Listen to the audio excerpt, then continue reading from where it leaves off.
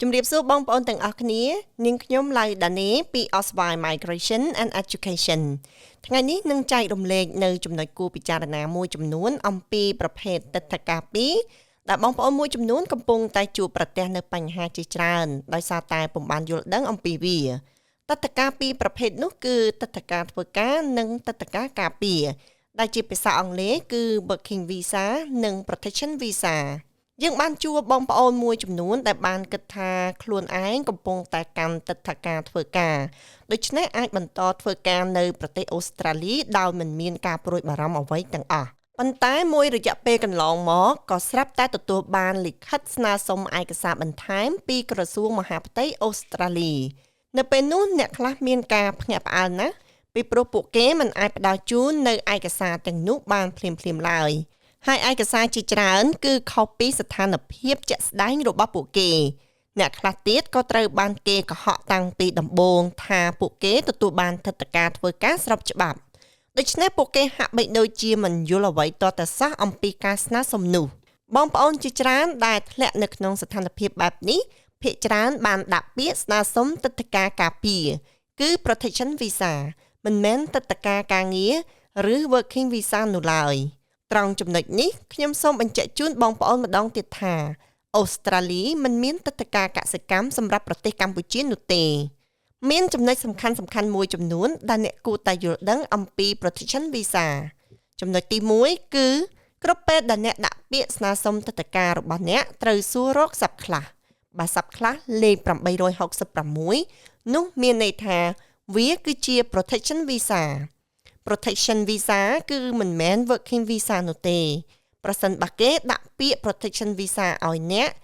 កត្រូវតែប្រកាសថាពួកគេជាភ្នាក់ងារអន្តោប្រវេសន៍ដែលបានចុះបញ្ជីត្រឹមត្រូវអ្នកអាចដឹងថាពួកគេបានចុះបញ្ជីឬអត់នោះតាមរយៈគេហទំព័ររបស់ Omara បងប្អូនអាចសម្គាល់ភ្នាក់ងារអន្តោប្រវេសន៍ស្របច្បាប់ដោយពិនិត្យមើលលេខ MARN នៅលើគេហទំព័ររបស់ Omara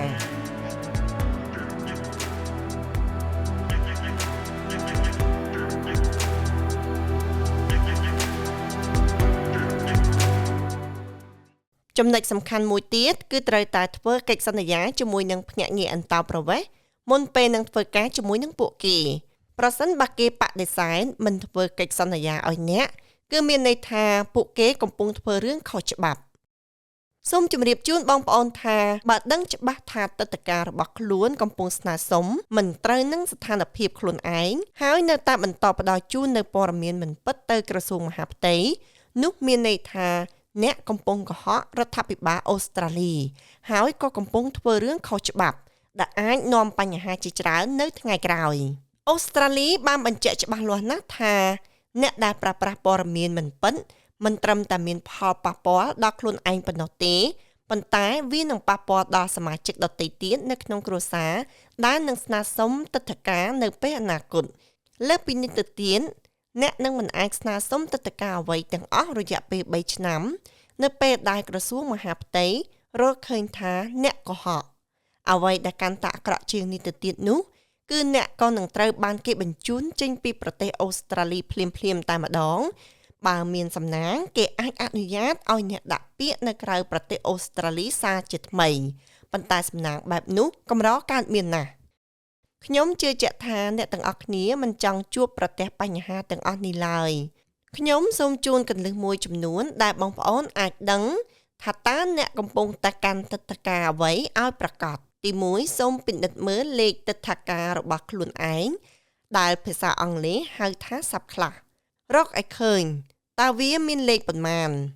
នៅពេលអ្នកដឹងលេខទិដ្ឋាការរបស់អ្នកនោះអ្នកនឹងដឹងច្បាស់ថាអ្នកកំពុងតែកាន់ទិដ្ឋាការអ្វីឲ្យពិតប្រាកដទី2សូមធ្វើការជាមួយនឹងភ្នាក់ងារអន្តោប្រវេសន៍ដែលមានការទទួលស្គាល់ពីក្រសួងមហាផ្ទៃនៅទីនេះ Osby Migration and Education តែងផ្ដល់ដំបូន្មាននិងពន្យល់បងប្អូនឲ្យយល់ច្បាស់ពីប្រភេទទិដ្ឋាការរបស់ខ្លួនឯងនិងដំណើររៀបចំឯកសារឲ្យបានត្រឹមត្រូវតាមច្បាប់របស់អូស្ត្រាលីលោកអ្នកអាចតាក់ទងមកយើងខ្ញុំតាមព័ត៌មាននៅលើអេក្រង់នេះសូមអរគុណសូមជម្រាបលា